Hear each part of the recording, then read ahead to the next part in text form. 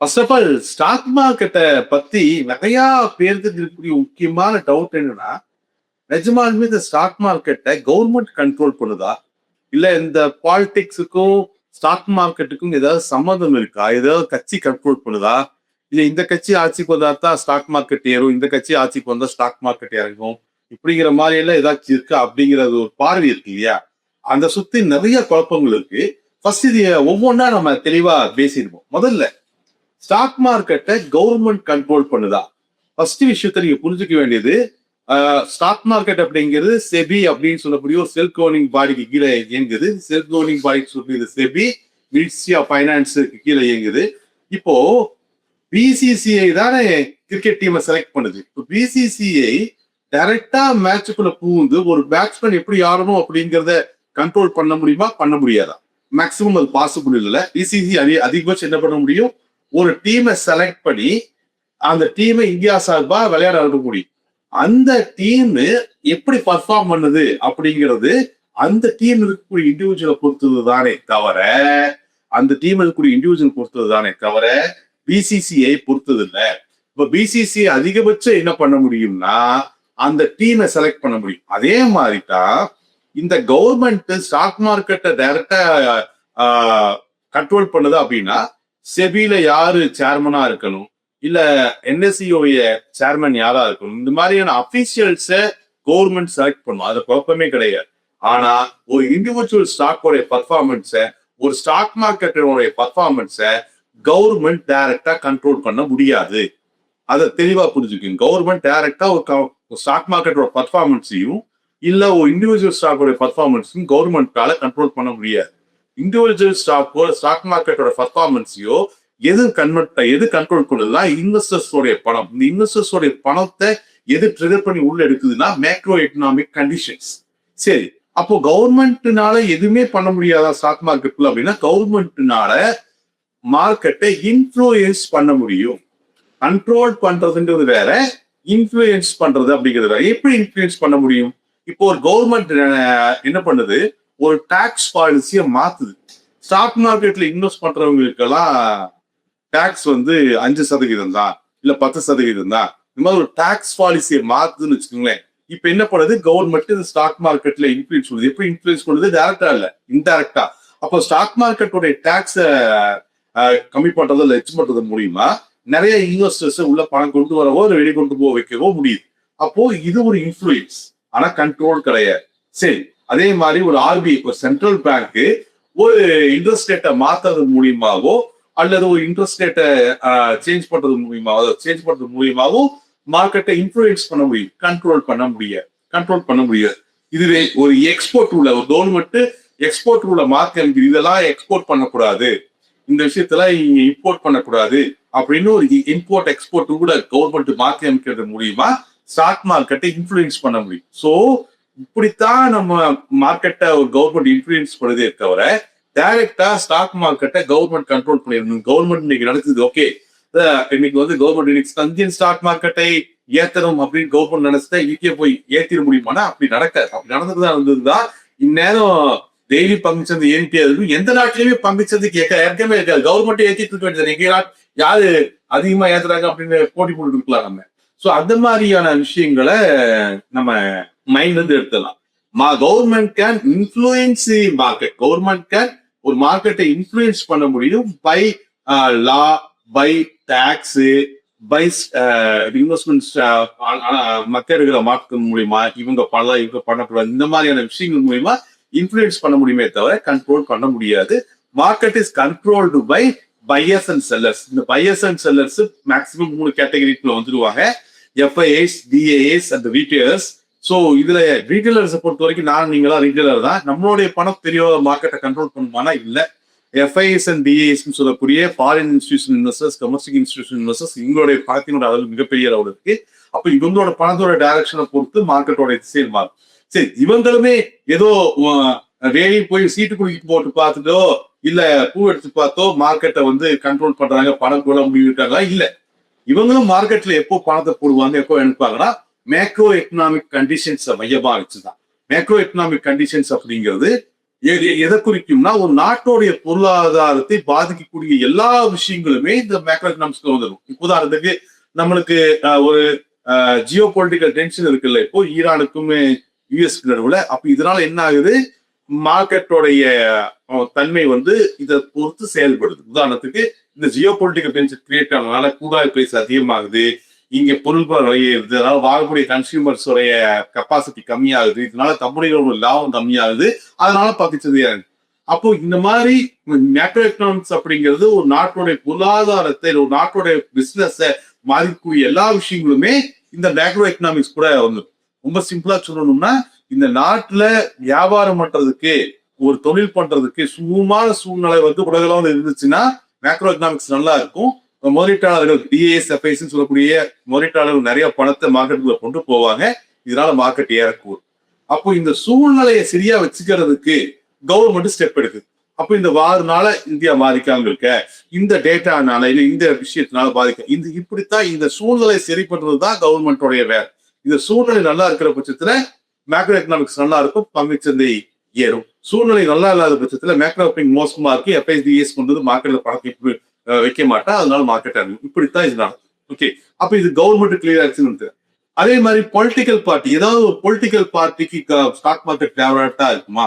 ஒரு political party ஜெயிக்குது தோக்குதுங்கிறத பொறுத்து பங்குச்சந்தை ஏறுமா இறங்குவா அப்படின்னு சொன்னா இது டிபேட்டபிள். முதல் பாயிண்ட், நீங்க ஒரு விஷயத்த ஞாபகம் வச்சுக்கணும். பங்குச்சந்தைக்கு வந்து இந்த பொலிட்டிக்கல் பார்ட்டி தான் ஆட்சிக்கு வரணும், இந்த பொலிட்டிக்கல் பார்ட்டி ஆட்சிக்கு வரணும் அப்படிங்கிறதுலாம் கிடையாது. கவர்மெண்ட் பங்குச்சந்தையை பொறுத்த வரைக்கும் ஒரு நிலையான கவர்மெண்ட் ஃபார்ம் ஆச்சுன்னா அதை என்ஜாய் பண்ணும். உதாரணத்துக்கு ஒரு கவர்மெண்ட் நிலை இல்லாத ஒரு 40-50 கம்பெனி கட்சிகளோட ஆதரவோட ஒரு கூட்டணி இருக்கு, இது இந்த கவர்மெண்ட் எப்ப வேணாலும் காலேஜ், இந்த மாதிரியான பயம் இருந்துச்சுன்னா பங்குச்சந்தை அது எந்த கவர்மெண்டா இருந்தாலும் அதுக்கு எதிர்க்காது செயல்படும். பங்குச்சந்தையை பொறுத்த வரைக்கும் அது பிஜேபி ஆட்சி அமைச்சாலும் சரி, காங்கிரஸ் ஆட்சி அமைச்சாலும் சரி, அது ஒரு நிலையான ஆட்சியா இருக்கிற பட்சத்துல பங்குச்சந்தை பெரிய அளவுல ஏறும். இதுக்கு நம்ம நிறைய உதாரணங்களை ஹிஸ்டரியா பார்க்கலாம். இதே பங்குச்சந்தை மன்மோகன் சிங் அவர்கள் ஆட்சிக்கு வரும்பொழுதும் சப்போர்ட் பண்ணி ரேலி ஆச்சு, மோடி அவர்கள் ஆட்சிக்கு வரும்போதும் சப்போர்ட் பண்ணி ரேலி ஆச்சு. அப்போ பங்குச்சந்தைக்கு அது மன்மோகன் சிங் ஆட்சியா இல்ல மோடி ஆட்சியாங்கிறத காட்டிலும் அது நிலையான ஆட்சியா இல்ல அந்த ஆட்சி 5 வருஷமா நீடிக்குமா அப்படிங்கிறதுதான் பதிலா இருக்குமே தவிர, மற்றபடி பங்குச்சந்தை ஏதோ ஒரு பொலிட்டிக்கல் பார்ட்டி சார்ந்து இயங்கும் அப்படிங்கிறது கிடையாது. ஆனா எங்க இது டிபேட்டபிள் அப்படின்னு சொன்னா, சில இண்டிவிஜுவல் கம்பெனிகள் பொலிட்டிக்கல் பார்ட்டிகளை சேர்ந்து இயங்கும்.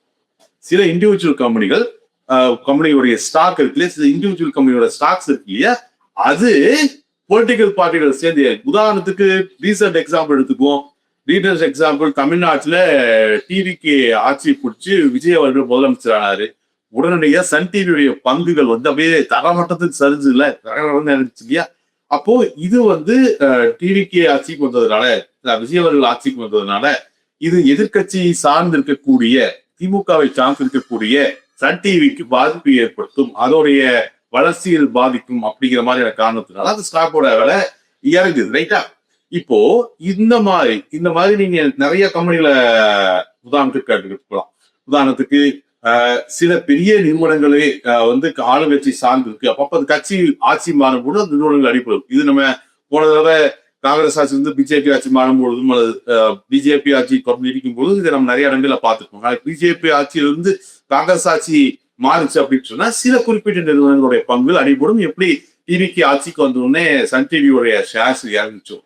அப்போ ஒரு குறிப்பிட்ட நிறுவனம் ஒரு குறிப்பிட்ட கட்சியோட ரொம்பவே இணக்கமா இருக்கு, ஒரு குறிப்பிட்ட நிறுவனம் ஒரு குறிப்பிட்ட கட்சியோட ரொம்பவுமே இணக்கமா இருக்கு, இந்த கட்சி ஆட்சியில் இருக்கும் பொழுது இந்த நிறுவனத்துக்கு அதிகமான சலுகை கிடைக்குது அப்படிங்கிற பொழுது இந்த கட்சி ஆட்சிக்கு வரும்பொழுது அந்த நிறுவனத்தோட விலை ஏறும், அந்த கட்சி ஆட்சியிலிருந்து வெளியே போகும்போது அந்த நிறுவனத்தோட விலை இறக்கும். இது மாதிரி பங்கு சந்தைகள் அப்படிங்கிறது ஒரு இண்டிவிஜுவல் கம்பெனியினுடைய பங்குகள் இந்த மாதிரி சார்ந்து இயங்குமே தவிர பங்கு சந்தை அப்படிங்கிறது கவர்மெண்ட்டை சார்ந்து இயங்காது, அது தன்னிச்சையா தான் செய்யும். ஏன்னா இப்ப ஈவன் நீங்க சன் டிவியோடைய கேஸே எடுத்துட்டீங்களே, எக்ஸாம்பிளுக்கு பேசுவோம்.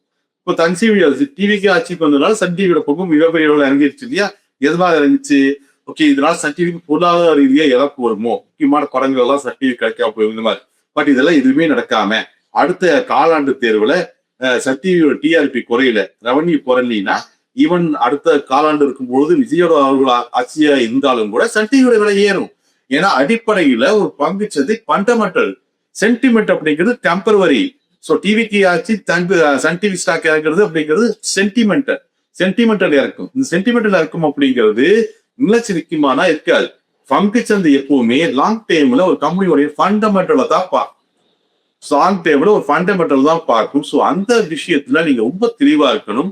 எப்பவுமே ஃபண்டமெண்டலை பார்த்து நம்ம வாங்கிட்டோம்னா இந்த மாதிரி சின்ன சின்ன சென்டிமெண்டலா நடக்கக்கூடிய விஷயங்கள்னால அந்த பங்குகள் இறங்கினாலும் கூட ஃபண்டமெண்டல் ஸ்ட்ராங்கா இருக்கிற பட்சத்துல அந்த பங்குகள் மறுபடியும் உயரக்கூடும், அந்த பங்குகள் மறுபடியும் மேல வரக்கூடும். ஸோ ஓரளவுக்கு ரெண்டு விஷயத்த நீங்க கிளியரா புரிஞ்சுருப்பீங்கன்னு நினைக்கிறேன். ஒண்ணு, கவர்மெண்டால பங்குச்சந்தை இன்ஃபுளுன்ஸ் பண்ண முடியும், கண்ட்ரோல் பண்ண முடியாது. பங்குச்சந்தையோட முதலீடுகளை இன்ஃபுளுன்ஸ் பண்ண முடியும், கண்ட்ரோல் பண்ண முடியாது. பங்குச்சந்தையோட ஏற்ற இறக்கத்தை இன்ஃபுளுன்ஸ் பண்ண முடியும், கண்ட்ரோல் பண்ண முடியாது. ஓகே, அதே மாதிரி ஒட்டுமொத்த பங்குச்சந்தையும் ஒரு குறிப்பிட்ட பொலிட்டிக்கல் பார்ட்டியை மையமா வச்சு இயங்காது. ஓகே, ஒட்டுமொத்த பங்குச்சந்தையின் சொல்றது காட்டும் சில குறிப்பிட்ட பங்குகள் அந்த கட்சியோட இணக்கமா இருக்கும்போது அந்த கட்சி ஆட்சிக்கு வரும்போது நல்லா இருக்கும், ஆட்சி இல்லாத போது அது கம்பெனிகளுக்கு இறங்க ஆரம்பிக்கும். பட் ஈவன் தோ ஒரு கம்பெனி ஒரு கட்சி சார்ந்து இருந்தாலுமே அந்த கம்பெனி ஆட்சியில் இருக்கு, அந்த கட்சி ஆட்சியில் இருக்கு இல்லைனாலுமே அதோட கம்பெனியோட ஃபண்டமெண்டல் ஸ்ட்ராங்கா இருந்ததுன்னா சென்டிமெண்டலா சில நேரங்களை இறங்கினாலும் கூட லாங் டேர்ம்ல அது பவுன்ஸ் பேக் ஆகும். சரி, அப்போ பங்குச்சந்தையை இன்ஃபுளுன்ஸ் பண்ணக்கூடிய எதெல்லாம் இன்ஃபுளுன்ஸ் பண்ணும் அப்படின்னு நம்ம பார்க்கணும். எப்படி கவர்மெண்ட் இன்ஃபுளுன்ஸ் பண்ணுதுன்னு சொல்ல முடியாது, அதே மாதிரி ஆர்பிஐ வந்து இன்ட்ரெஸ்ட் ரேட்டை கட் பண்றது இல்ல ஏத்துறது மூலியமா இன்ஃபுளுன்ஸ் பண்ணுது அப்படிங்கறத பார்க்கணும் இல்லையா. செபி வந்து புது சட்டங்களை மார்க்கெட்ல கொண்டு வரது மூலியமா, ஒரு டெரிவேட்டிவ் மார்க்கெட்டுக்கோ இன்வெஸ்ட்மெண்ட் மார்க்கெட்டுக்கோ புது சட்டங்களை கொண்டு வர மூலியமா பங்குச்சந்தை செபி இன்ஃபுளுன்ஸ் பண்ண முடியும். இவங்கெல்லாம் இன்ஃபுளுன்ஸ் பண்ணுவாங்க, கண்ட்ரோல் பண்ண முடியாது.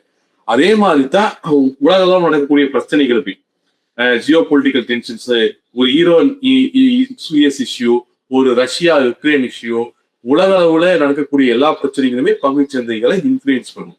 இந்த பங்குச்சந்தை டைரக்டா இவங்களை இன்ஃபுளுன்ஸ் பண்ணுதா அப்படின்னு சொன்னா இல்ல, இது வெறும் ட்ரிகர் தான் ப்ரொவைட் பண்ணும். நீங்க ஒரு பாயிண்ட நல்லா ஞாபகம் வச்சுக்கோங்க.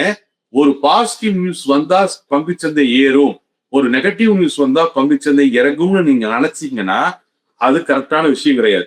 கொஞ்சம் தீவிரம் யூஸ் யோசிங்கன்னா தெரியும். உங்களுக்கு எவ்வளவு பெரிய பாசிட்டிவ் நியூஸ் வந்தாலுமே முதலீட்டாளர்கள், அது எஃப்ஐஎஸ் ஆகட்டும், டிஏஎஸ் ஆகட்டும், இல்ல ரீட்டைலர்ஸ் ஆகட்டும், எவ்வளவு பெரிய பாசிட்டிவ் நியூஸ் வந்தாலுமே யாராவது பணம் போட்டு அந்த பங்குச்சந்தையில இன்வெஸ்ட் பண்ணா மட்டும்தான் பங்குச்சந்தையால ஏற முடியும். யாராவது பணம் போட்டு இன்வெஸ்ட் பண்ணா மட்டும்தான் அந்த ஸ்டாக்குனால ஏற முடியும்.